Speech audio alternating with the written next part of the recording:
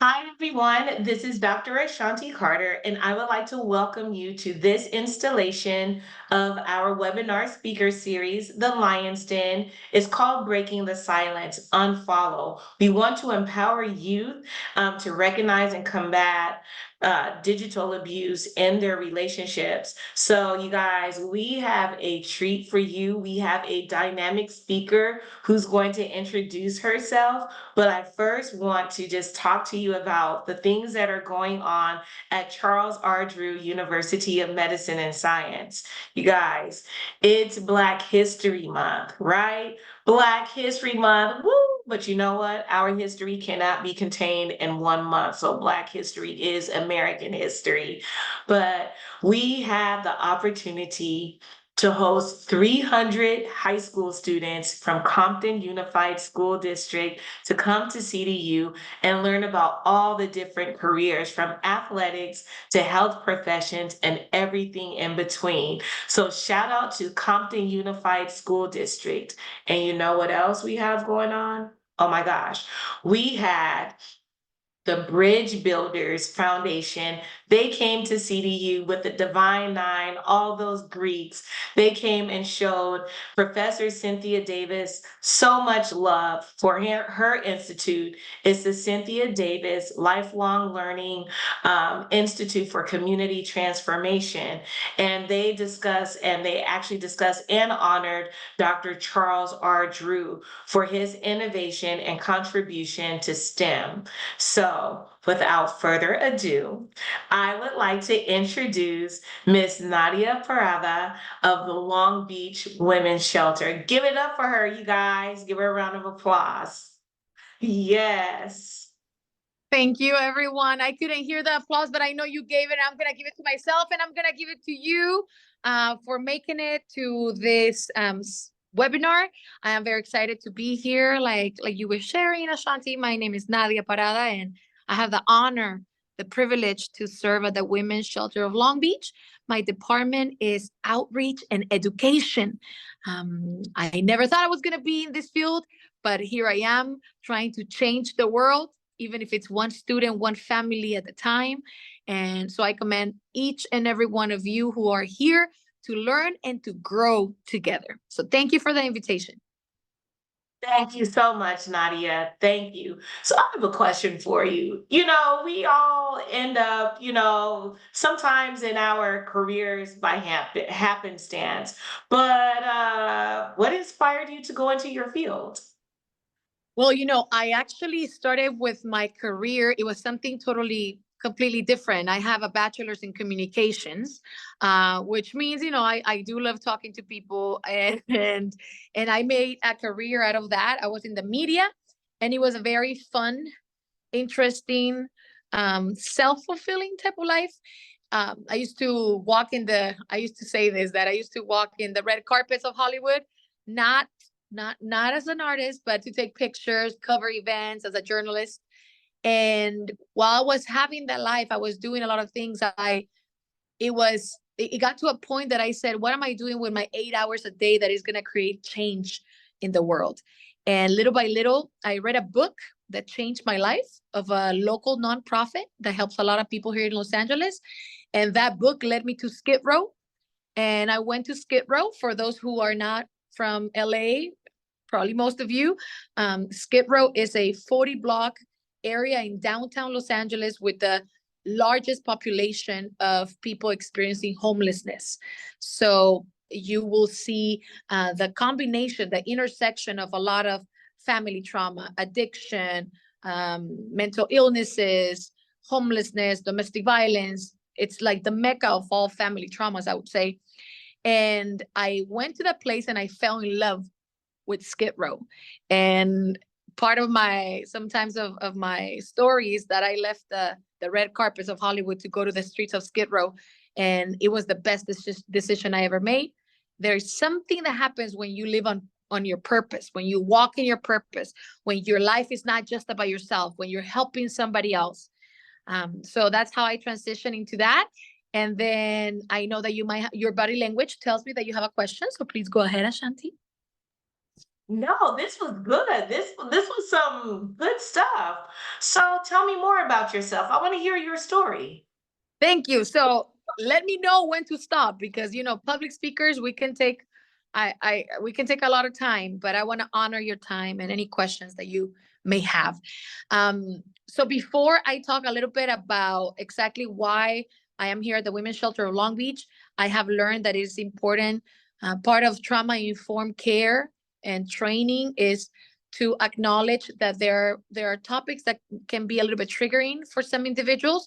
So I just want to give a trigger warning that during this presentation, during some of part of my story, it could be triggering some people, so for some people who have gone through some type of trauma, specifically family trauma regarding domestic violence. So although my presentation style is lively and I use humor, not to deflect, but rather to ease, a little bit of the heaviness of the topic. I also I want to make sure that when I share these things, everyone is feeling okay. And if you don't take time for yourself, some of the coping skills, breathing, maybe journaling, or anything that can help you to feel better, right? So with that said, I am, without knowing, I was part of a intergenerational type of trauma, domestic violence. My grandmother went through domestic violence for 30 years with my grandfather. My mother went through domestic violence with my father as well, another 30 years. My mother's goal was to have a two-parent household, right? So she did that, and she had to pay a very high price for that. Although it was not physical abuse, because a lot of people think domestic violence, physical abuse, physical aggression, although there wasn't much of that. All the other types of abuse that we're going to be talking about, both for adults and young people, were there.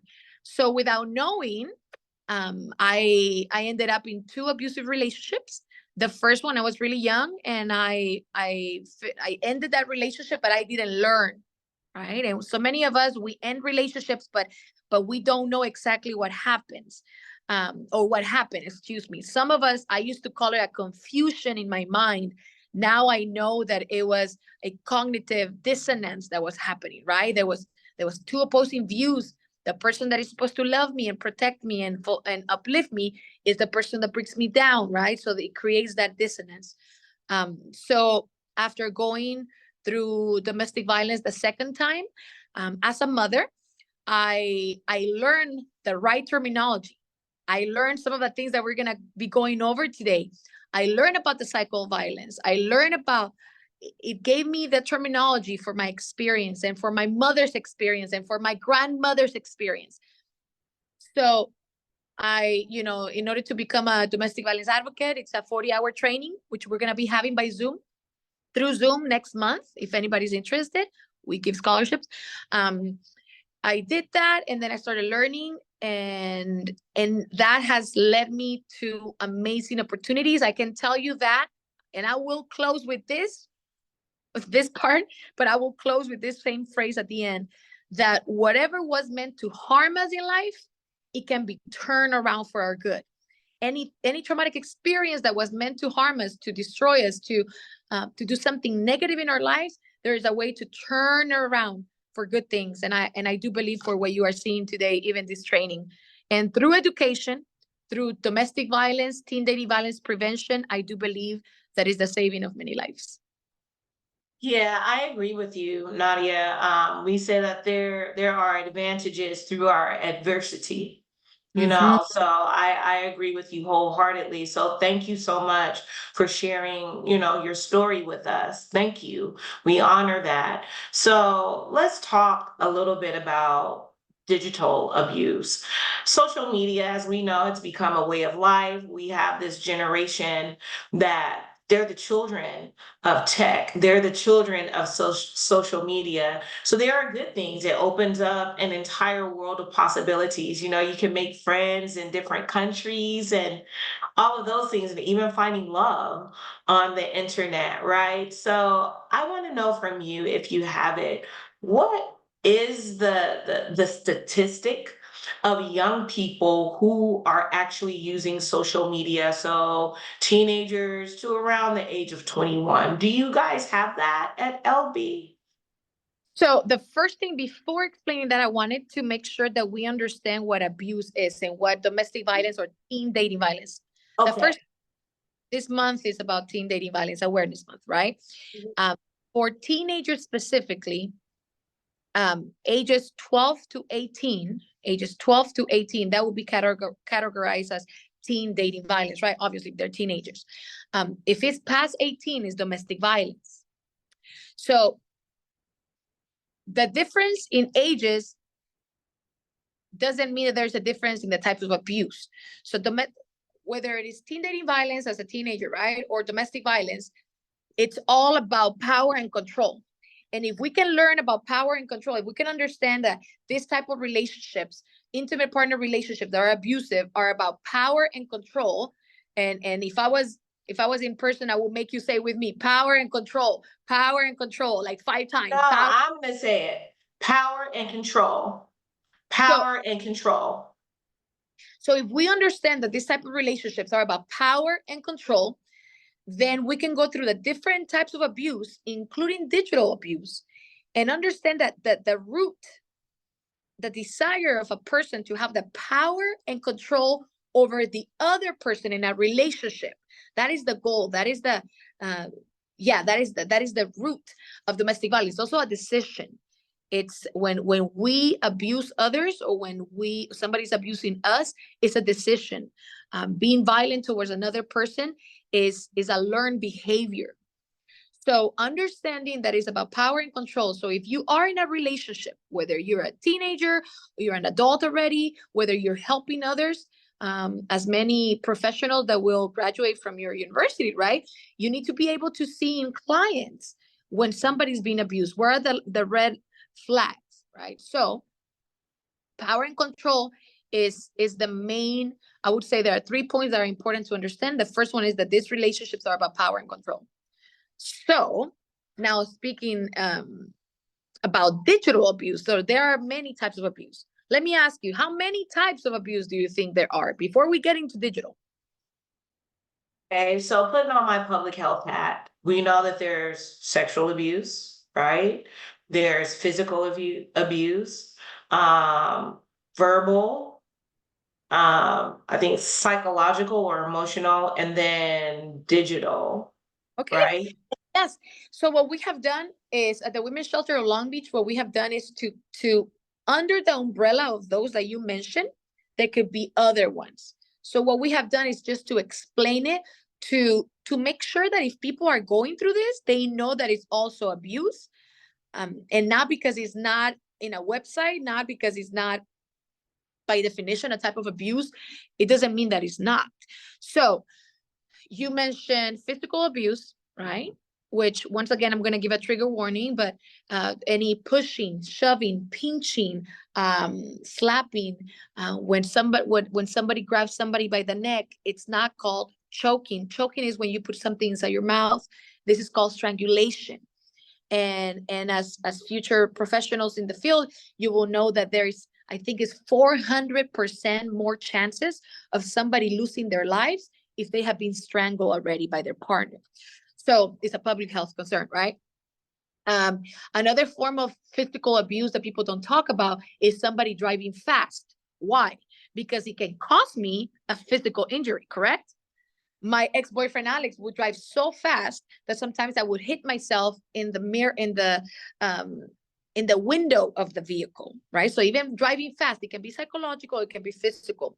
Somebody throwing things around, even if they are not thrown at you, they can bounce and hit me, right? So it's a type of physical abuse. Leaving hickeys, unwanted marks, could be sexual, it could be physical, but and that is, it's not why I'm wearing this turtleneck. Okay, I just want to say it's not, but when I know students as young as 14 years old that they have their neck completely covered in hickeys because their partner is a form of power and control, right? To mark them, and it's very similar in human trafficking. Marking their territory.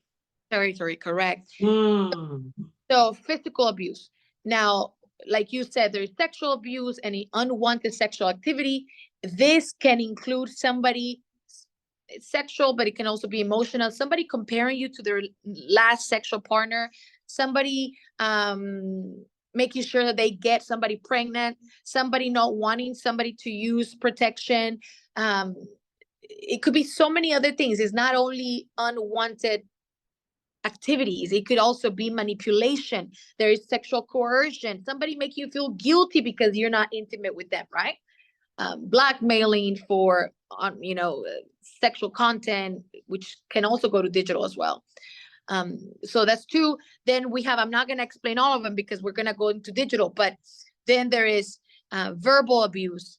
And I just want to say, in verbal abuse, there are a lot of people that say, oh, it is because of my culture. Like, I'm Salvadorian, right? I'm Salvadorian. I'm from El Salvador. And a lot of people from El Salvador say a lot of bad words. That's one of the negative stereotypes of Salvadorians. Now, when people say it is because of my culture that I scream at my partner, it's because of my culture, it's because of my race that I'm loud. No, it's because we didn't learn emotional regulation skills to be respectful with people, right? Other people say it is because of my zodiac sign that I'm loud. It is because my zodiac sign that I fight with my partner. No, it's because we didn't learn how to. Okay, Nadia, wait, wait, But wait, wait. I need you to repeat the thing about the culture because you said with El Salvadorians, but even with, Black folks, oh, well, that's just how we love, girl, a hit, a push. He loves me. That's just how we talk. Struggle love. Oh my gosh, that's real. You hear it in the songs. You hear it in our music. It is a part of the culture. So one more time, just let folks know that is not normal. and I will say this, that it feels normal. It feels normal because we're used to it. It feels normal because if we grow up in households where people yell at each other, where people are verbally abused, if the music that we listen to, if the media, if everything that we're feeding our minds is derogatory names towards each other, if everything that we're feeding is negative things, then when we get into relationships and the first time that somebody calls me a B, I'm gonna feel that it hurts. It's a sexual, it's a derogatory name, and you called me a B, but then I'm kind of used to it. And it's kind of funny, right? And it's accepted. And the more we don't put boundaries in the beginning of a relationship, the more that is culturally acceptable. But it is not normal that we yell at each other. It is not normal that we call each other derogatory names. It is not normal that they curse at you or you curse at them. It is not because of our race. It's not because you're Black. It's not because I'm Hispanic. It's not because you're white. It's not because you're Asian. It's not because of our culture that we don't respect each other. It's because we didn't learn. But we can learn right now. We can change right now. We can break cycles right now, not only for ourselves, but for our future generations, for our children. So going back to the types of abuse, that's verbal abuse. So physical, sexual, verbal, like you said, psychological and emotional. And right there, just emotional abuse. A lot of people don't consider somebody being unfaithful, cheating again and again and again as a type of abuse, but it is an emotional abuse. Now, I am not saying that there is no reconciliation. I believe in forgiveness. Maybe people here and some of us have been unfaithful in the past. Maybe it was a one-time mistake. Okay. But if the same person keeps cheating on you again and again and again, like my father cheated on my mother, I think we were counting over 17 times in the whole marriage. It's a part of emotional abuse. Then there is medical abuse, trying to have the power and control over the health of a person, right? Maybe I take care of your medication and I control what you take and what you don't take. Maybe you have to take the COVID vaccine. You can take the COVID vaccine. When somebody tries to have the power and control over the decisions regarding your health, whether it's pregnancies, whether it is just regular, and you guys are doctors, right? So there you go. Whether it's regular health concerns, there are times, I will tell you this, there are times that there are clients, two things, that won't go to the hospital and to the clinics without their partner. And their partner is the one speaking for them. That is a big red flag for service providers, for the medical field. Now, during COVID, it was one of the few times that people could go into medical facilities by themselves. And sometimes those clinics and hospitals are the only time where survivors will be by themselves. And there are screenings that you can do for domestic violence in the field and things like that. We also train clinics and hospitals if you were interested in the future. But I remember being pregnant, to make this more, more personal. I remember being pregnant and trying to tell my medical provider that I was going through domestic violence, not specifically, but I had the signs, like the song says. I had the signs and they were not able to recognize, but I saw the signs. And I remember one point where my doctor was joking with the father of my daughter about there were some jokes about when I could be intimate with him again after delivering my daughter. And I was trying to let him know, like, help me out, right? Like, help me out. Let him know that physiologically speaking, I'm not able to be intimate. And instead of doing that, the doctor started joking with him, right? About sexual content. So medical providers have a great opportunity to intervene, to do an intervention in domestic violence cases. Um, Same thing with sexual cases with children and children sex abuse and all that. So sexual abuse, medical abuse, there's something like educational abuse, somebody taking power and control over your educational decisions. Hey, I got accepted into Drew University. I'm gonna go out of state. And that person tells you, no, you're not. We're going to stay local right here. We have to do everything in Long Beach in LA, even if you got accepted somewhere else, having the power and control. There are students, it has to do with teen dating violence. There are students who even lower their grades, okay, to make their partner not feel bad about theirs. They have to lower their grades to not make their partner feel like less than them, right? There are Yeah. people, financial abuse, right? Like, Yeah. I don't let you work. I don't let you go to school so you can find other possibilities. There's two more that I want to talk about before digital abuse, and it is spiritual abuse. A lot of people in some of our communities, spirituality, faith is very important. So once again, power and control, right? If a person is using your faith in order to have the power and control over you, then it would be spiritual abuse.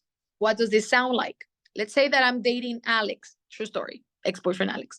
I'm dating Alex, and let's say that I want to break up with Alex because of so much verbal abuse. Okay. And I tell Alex, I have decided to end this relationship. Why? Because how you're treating me. It's a lot of emotional abuse, verbal abuse. And then let's say that Alex knows that I'm going to a mosque, a synagogue, a church, a faith community, right? So I'm going to say just a church. And Alex says something like, well, Nadia, aren't you going to church? Yes, I am. Don't you believe in forgiveness? Well, yes. Well, don't you believe that if you don't forgive others, God is not going to forgive you? Yes, then forgive me, baby. Right? And that is the of the part of the cycle. And we're gonna talk about that. But in the part of the cycle, there's a honeymoon stage where the person causing harm, the abuser, will try to do as much as they can in order to keep you under the power and control and to keep us in that relationship. So when somebody uses your spirituality, your faith, even the holy book of each religion to keep the power and control in the relationship, it's spiritual abuse. Now let's go into digital abuse. I'm missing one, I think. But in digital abuse, what happens, remember, is power and control. So I'm going to ask you, and I don't know if there are anybody who can actually even ask questions or not, but I'm going to Yeah, ask, they uh, can. I'm going to ask, how can I use my cell phone? How can I use social media to keep tabs on you, to control you, to have the power and control over you? How can I use my cell phone? How can I use social media to keep the power and control over you? Let's see, at least one. And if there's nothing in the chat, you can answer. Okay, you guys put it in the chat. Go ahead, don't be shy. But I would say texting someone a lot or calling them all the time when they know that their partner is, let's say, with the girls. Well, I really don't want you being with the girls, so I'm just going to keep on texting you and interrupting your event. Yes, I mean that's one way. And I went to do a presentation. So this type of presentations, we do them everywhere. Literally everywhere where they open a door, we go in and talk about this. And I went to a Nordstrom store, and they were going to give us a donation, and they wanted us to talk because some of the employees were going through domestic violence. So I went, and in the middle of the shoes and everything, I was giving this presentation. And at the end, the manager came forward and told me that there was a specifically one employee who every time that she got to work, she needed to FaceTime her partner and show him that she was at work, and she had to show him even the manager, right? So through a phone, right, through any type of technological device, um, digital abuse is the use of technology to keep the power and controlling the relationship. So whether it is calling a lot, texting a lot, whether it is Not, blackmailing, go yeah, ahead. they actually did answer. Someone said they have your passwords, know your location, and someone said stalking or using social posts and letting you know about it. Yeah, there was a client. Thank you so much. Yes, there was a client who told me that the ex would put all all their personal, like social security number and everything, in social media. um One of my exes used to put a lot of the things that had happened between us, just like conflicts and everything, and would put it by name, right? Would put my name. We had people in common. The use of social media to spread rumors about you, um threatening you if you don't do that, right? If you don't do the part of the threats, some of the tactics that people can use. If you don't do that, I'm going to show everyone what we did together. I'm going to show everyone what you send me, right? Which is sexual extortion. um, Also, there are air tags, right? There are the little air tags that you can put in people's anywhere. They're little things, right, that you can put in, and you will know exactly where the person is. There are others that would check the I can say this one, odometer. Did I say it right? Oh yeah, your odometer. The car's odometer. Yeah, yeah. Miles you have traveled, right? It's part of technology. There are people that will use your share location, um, for to obviously to know where you are. But I always tell people, be very careful what you share in social media, because, and specifically if you already broke up with a person and you don't want them, you truly don't want to be close to that person, stop sharing in social media. I'm here at Starbucks, I'm here at Disneyland, I'm here at you are giving the person access to your life, right? And Yes. a lot of our clients have restraining orders. I personally have a restraining order against the father of my daughter, so I'm very very careful of everything that I put in social media, even if he's not a threat anymore. Why would I fuel? Why would I fuel that little fire? So let's be very careful what we put, what we share, right? Because anything that we share could be used in order to locate a person, or things like that, or just to trigger something in an abusive person, right? Yeah, so thank you for that, Nadia. I think that is wonderful, and I'm glad that our viewers they are engaging and interacting. But I have a question for you because you said something that pricked my ears, and you said, "Oh, red flags." So, like with digital abuse, what are the signs and symptoms of someone who's being digitally abused? Mhm. And I also wanted to answer, I just realized that I didn't answer your first question, which for Oh, teenagers is one in every three teenagers go through teen dating violence. And some of that abuse can wait, be. wait, Nadia. Don't just gloss over that. Say that one more time. Like what? So for teenagers, one in every three teenagers go through teen dating violence. One in every three teenagers go through teen dating violence. And that can happen at an early age. I'm going to go back to your second question, but I wanted to share this really quick, that I was in a middle school. Okay, we do this in middle schools, high schools, colleges, universities, the military, colleges. Medical facilities, anywhere where they open a door, churches, saw anything. So I was in a middle school here in Long Beach, and I was sharing part of my story with digital abuse, which was So my ex had a rule for me. And the rule was that I needed to answer any text messages that he sent me within 1 minute. Okay. I only had 1 minute to answer his text messages. And I was sharing that in the middle school. And this little girl comes forward and she tells me, Nadia, I went through the same thing. I was in a 2-year abusive relationship. And my ex used to have a countdown 10, 9, 8, 7 until I answered my text messages.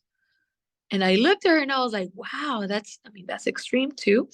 And then I said, wait. And it dawned to me, right? I'm in a middle school. And then I said, how old were you? And she said, from 10 to 12. From 10 to 12 in an abusive relationship. And Excuse me? that's why prevention work, it's so needed. Prevention work starting at the youngest age, the parents feel comfortable. Um, Well, boundary. we're gonna get there. We're gonna get there. Don't jump ahead. We're gonna get there. Okay. So you talked about that, but if I were that young lady's parent, what would be the Yep. signs and So symptoms? these are some of them. Because in her case, it was also through the phone, right? In this case, it could be even through the video games, the game consoles, getting access to people and stuff like that. So somebody, if there are expectations of how fast you have to answer your phone when somebody texts you, that's one of the red flags, right? If there are expectations, it doesn't have to be aggressive. It doesn't have to be, hey, you need to answer your phone. It can be like, oh, you always leave me on read for a long time, and it could be manipulation. It makes me feel a certain way. Can you answer me right away? Because if you're starting a relationship and you already know that the person is asking you to respond at a certain time, that is a red flag. Somebody already asking you to share private photos, right? Or things that you don't feel comfortable with, pressuring you to send photos, excessive or threatening text, right? Excessive text. I understand that when you're starting a relationship, it's normal to text a lot and you want to be cute, you're getting to know each other. But if it's excessive, if it's all the time, it's part of the love bombing stage. It's part of, I'm going to give you all my attention and everything is about you. Healthy relationships are not all about one person. You have to have your own privacy, your own life.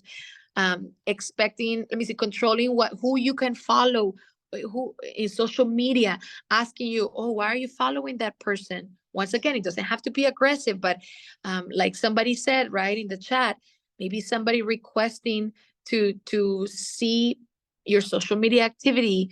I would even say sometimes we have seen people that they always comment on everything that people post just to send a message. Hey, I'm watching you, right? Like, I'm here, I'm watching you.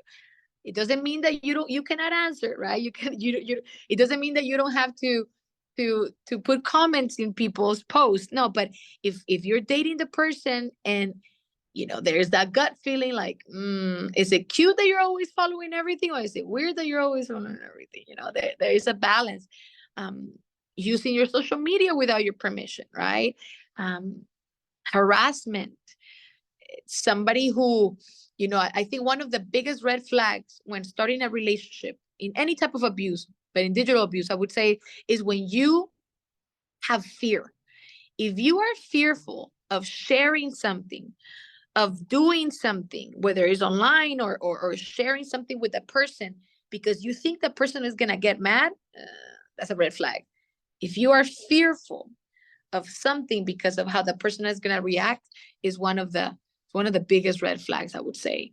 Um, if you are working with children and in youth and you start seeing that they're always stuck to their phone, I know that we all love our phones. Okay. I know that we take it to the bathroom sometimes. I know that, we sometimes, I have been walking and I have been reading my phone and I'm like, oh, had an accident.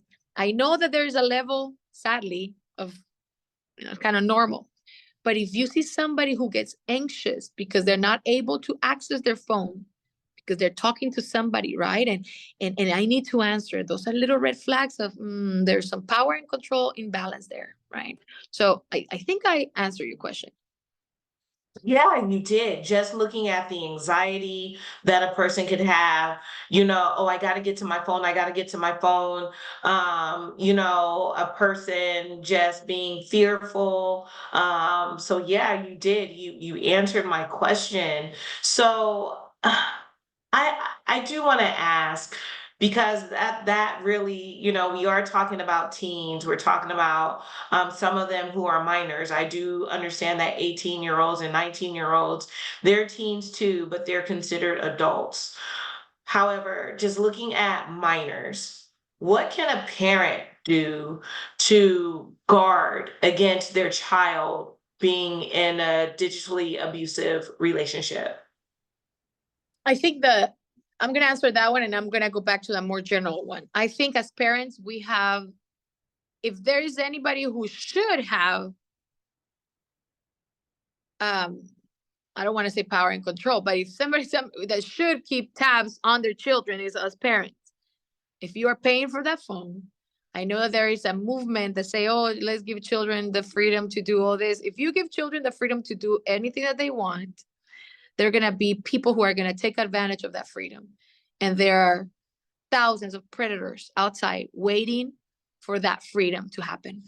So the first thing is, as parents, not only because you are paying for that phone and you can give kids their privacy and all that, but we do encourage parents to have applications, apps that check on the other apps. I know parents that decide to make sure their children share their location. um, I think that we have a responsibility. A lot of parents say, "Oh, I don't even know how to use the phone like my kid," right?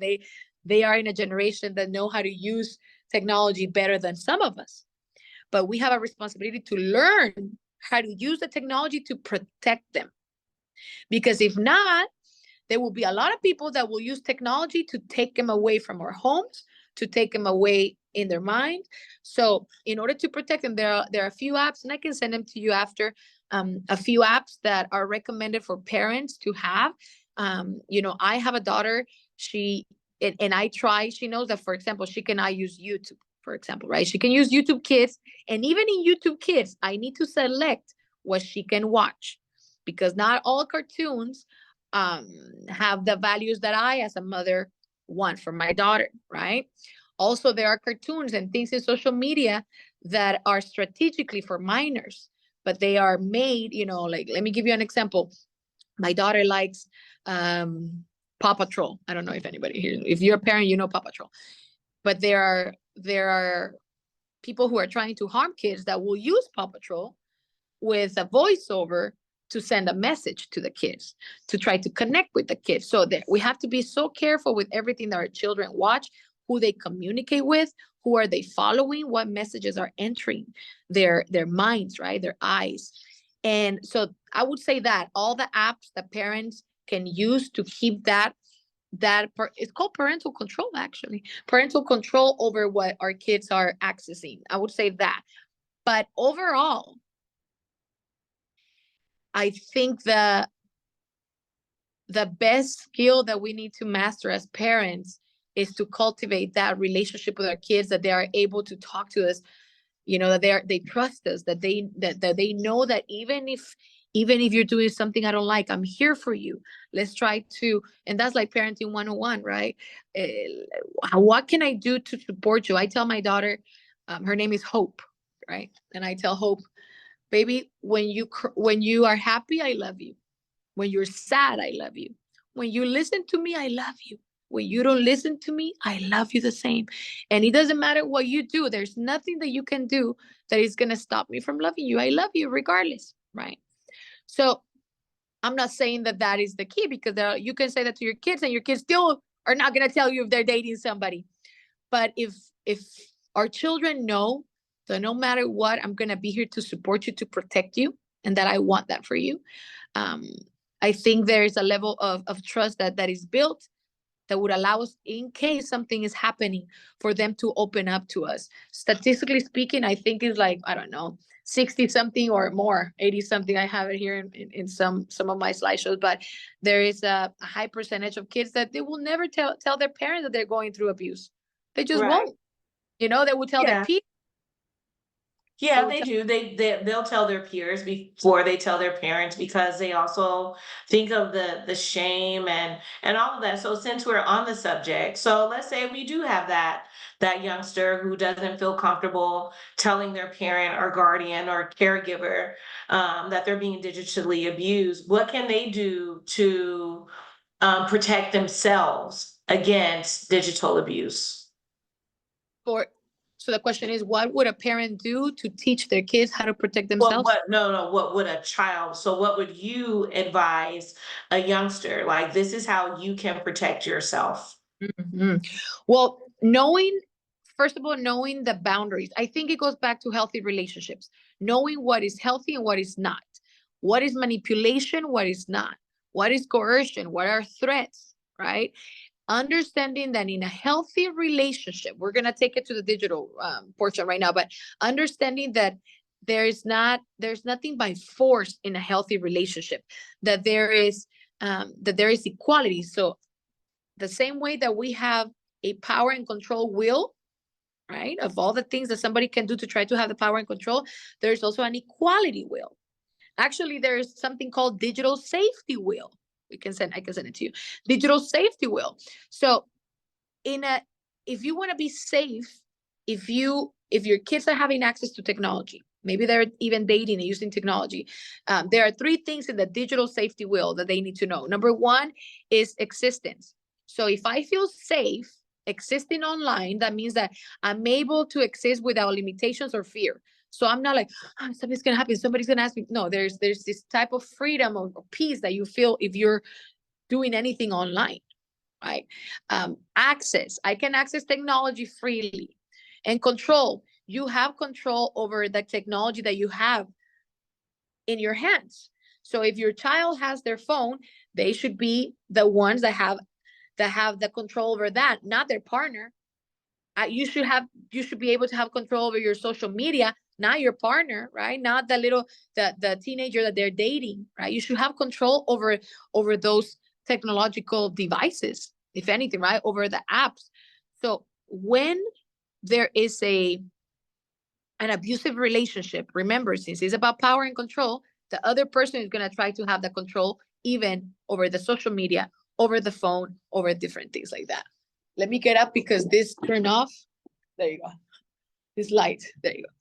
Oh, that's okay because with my background, I was fading out, so I had to turn on the light. So hey, it's technology, y'all. It's technology. It's what we do. So Nadia, you talked about just what you guys do in the Long Beach Women's Shelter. I want to know more about the advocacy. Are there laws against digital abuse? And if so, like what should we know? So there's actually a really good website. I'm gonna send it to you. I'm gonna send you a lot of things so you can share it with the participants after. There is a really good website specifically for not online harassment. It's actually for blackmailing with sexual content. It is a crime to post sexual content without the person's permission. So we have to be aware of these things, and in each state is going to be different, right? But it is important to know this because in case something happens, you can access locally domestic violence agencies, because it is a type of domestic violence that can help you with legal advocacy, right? In each state. Obviously, if there's anything involving a minor, that is a crime, right? And even a minor sharing things with another minor, and there are even minors that can get in legal trouble if they receive a form of child pornography.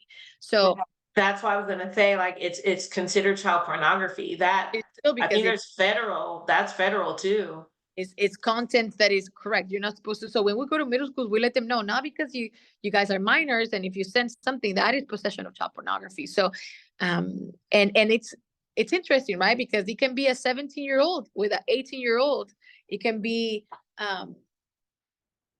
when once a person is charged with those type of crimes, they are in the registry, in the sexual offenders registry, for at least what, 10 years or 20 something years. I'm not sure, to be honest.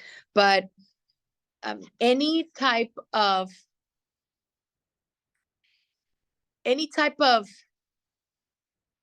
of sexual, and not only sexual, because it can be other types of abuse, it can be harassment. Um, the most important that we have to do in these cases is to document. That's that's one of the advantages of technology. In the past, how did you didn't have access just to a camera, right? Like, I don't know how old the participants are, how old you are, but we didn't have smartphones back, like 20, 25 years ago. We just didn't. They were different times. Now with technology, you have the ability to if somebody sends you a threatening text, you take a screenshot, right? If somebody's stalking you online, there's a way to find out. There are so many apps that can help with all this. And we're actually going to have an event. It's not going to be through Zoom, it is in person, but it's specifically, I'm going to give you a resource. The resource is called endtab.com. Endtab. Have you heard about them?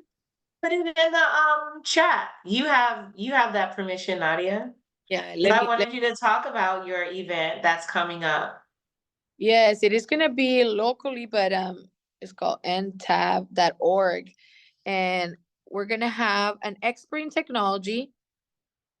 I tell people that I'm just an expert in family trauma because of, personal experience. But we're going to have an expert from NTAB. And what they did, it's interesting, because if you put ntab.org, what this individual, he's going to be our keynote speaker. What his desire, right, is to make sure that that people have the tools, that they understand how technology can be useful. It can be useful, but it can be very damaging as well.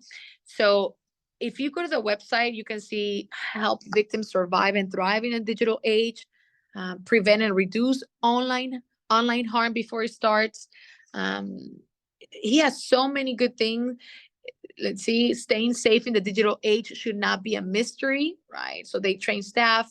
They do a lot of different cool trainings. They do charge, so they do charge. Their services are paid, but it is very useful. They also have a lot of free also content. He's gonna be in our upcoming youth conference, um, but we need to learn how to be more tech savvy, even if we're getting older. It is a responsibility not only for our kids but for ourselves.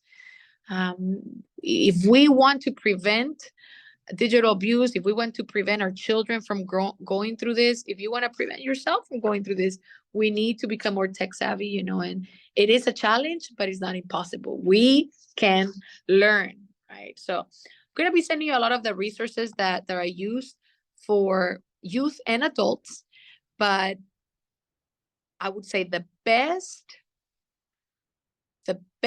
thing that I can share regarding digital abuse is that I wish more people would take this serious, that they wouldn't see it as normal. When somebody insults you in a text message, is verbal abuse, but it's also digital abuse. If somebody threatens you, the reason why I was able to get a restraining order is because I got a screenshot of a threat. It's literally through technology, with the help of technology. Now, if there are parents here who may be wearing an abusive relationship and they already left the relationship, but they're co-parenting, right? They're co-parenting with an abuser, with somebody who used to abuse you. Then there are apps, like co-parenting apps, that are used to communicate with the ex. So instead of just, and then they get all, they are saved in those apps. There are mediators. There was a time in my life that I couldn't bother my daughter, so there are mediators in the app that you can use to talk to your ex, right? It's a few co-parenting apps. So technology can help us a lot. It Yeah. can help us a lot as well. Yeah, it can, and that's the thing. So you talked about Charles R. Drew University of Medicine and Science, and so for those of you that are out there, CDU, we are a health profession school. So we have the College of Science and Health, which houses our allied health programs. So from radiologic technology to public health, right? So we have psychology. right? So this would be something good for our psychology students to learn.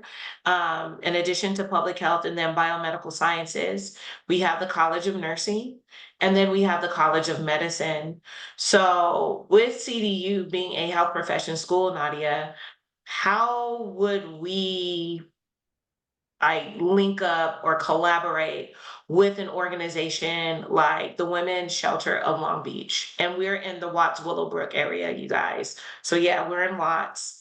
This is our school. This is what we do. We are an accredited university, so we're a real school, right? So how would we, a school like us, link up with the work that you're doing? Well, two things that come to mind. I think that the first thing is to, we are in community because we need each other, right? We need each other to be able to help others and to be able to even heal ourselves, to be honest, right? I think one of the things that obviously we can do is to bring awareness about all this, to make sure that those who graduate from any institution, and obviously yours right now, to make sure that they are able to read the signs of abuse in their future clients, their future patients, excuse me, because you will never know how you not only physiologically or physically you can help somebody, but if you are able to give hope to your patient of a better life, not only, if they have a diagnosis, you're going to get better, here's the medication, here's, but if you're able to give them hope that that they can break a cycle of violence, I think that would be amazing. I think more schools and more medical facilities need to be trained more on how to identify these red flags in order to save more lives, in order, for just really quick, pregnancy is the stage in life where is the most dangerous in domestic violence situations. The number one, I think the leading cause, and please correct me, I want to be corrected. I think the leading cause of death among women who are pregnant, I believe, is domestic violence. I could be wrong, but I think so. It's um it's stress. It's stress, and with Black and Brown women, infant mortality, it's much higher than compared to white women. mm. and and it's important to know these things because some of the stress, I mean, I'm not gonna do my PhD on this, but if I did, I would try to prove that it has to do with family trauma. Obviously, the stress comes from, and one of the things would be domestic violence. I could almost guarantee it, but I can't because I'm not a doctor yet. But so there's a beautiful opportunity to not only get trained on what the curriculum says that we need, but more like life experiences, because we need to be able to provide the help to those individuals that maybe will never tell you, hey doctor, hey nurse, hey, I'm going through this, but you can see it, and if you can see it, if you can intervene in that's very helpful. The other one I think would be, you never know if we can probably do any type of volunteer work or something, an event for the survivors. And the only thing is that with most domestic violence agencies, you will not go to the shelter, you will not meet with the actual clients. When we have opportunities to volunteer, it's only with the clients who are non-residential in our non-residential services, because of the location of the domestic violence shelters has to be, very private because of safety concerns and stuff like that. Of Um, course. but always support, raise awareness, and obviously we're always open to receive donations. And in Christmas we do adopt a family. We always are doing things like that, and I can always send you some of those opportunities. Of course, thank you. And in the Q&A box, we had a comment where it was said, things need to be unlearned. And that's so true. Things do need to be unlearned. So, Ms. Parada, it looks like we're coming up on time, right? We are coming up on time. So, any last remarks, anything that we should know about digital abuse as it relates to teens, anything that we didn't cover, because I think we had a pretty robust conversation. Bring us Yes. home. And I would say, my apologies if digital abuse was not one of the large portions of this, but I do believe 100% that in that if we understand the generals about domestic violence, about teen dating violence, if we understand the intention behind this, then we can use it in any of the types of abuse. Something that I didn't say about digital abuse, whether it's with teenagers or adults, is online dating. Online dating can be very dangerous as well. There are obvious things that somebody who's in online dating can do to keep themselves safe. Obviously, things like try to speak with the person in real time, try to meet in a public place and things like that. But more than that, I would say don't put too much information about yourself in the profiles, because we have seen there are even documentaries about people using information, right, that you put in your dating profile to extort, to like, whether it is financial, sexual, um manipulation, stealing. It could be sextortion. It could be anything, any information that you put out there, right? I would say even when we put our professional stuff, like, don't put everything, because that's how people find out everything about your life, and there are public records. Just be very wise about what we put as adults and what we allow our kids to put as adults. Well, Okay, put out. Nadia, anybody coming to CDU looking for Dr. Carter, we have armed officers here. So, coming up over here, I pity that poor soul. Right? Don't come over here looking for our students and our staff. I pity you. Be careful. Mhm. Be careful. Yeah, and that is part of the safety, a safety plan. At the end of the day, technology, a restraining order, and all these things that we can do to protect somebody, there are tools. um but I would say that it's always good, even if it's been years, it's always good to have a safety plan just in case of any type of emergency.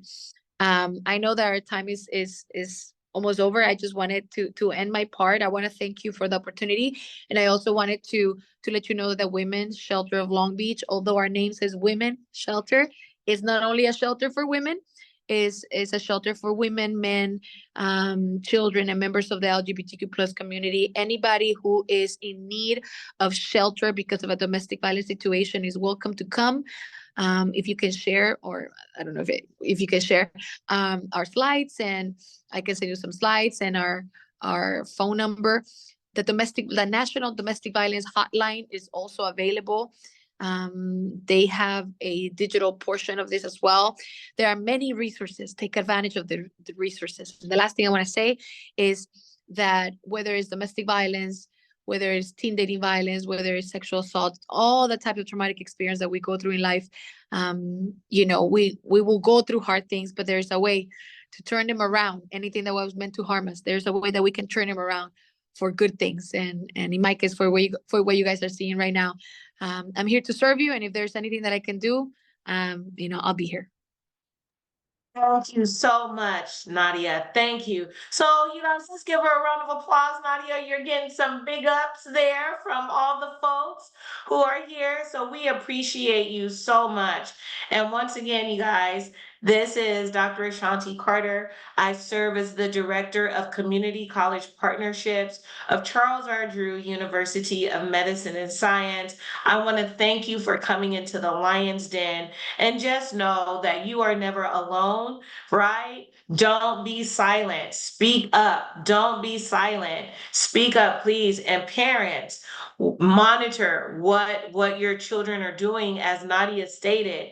My parents said you can't have your bedroom door closed. You can close the bedroom door once you move out and you move into your own place. It's your bedroom door, then you can close it. So there is no such thing as privacy. So thank you all so much. Nadia, stay here, and we will see you next week as we will be talking about Heart health. Yes, Heart Health Month. And speaking of heart health, love never has to hurt, you guys. It doesn't hurt.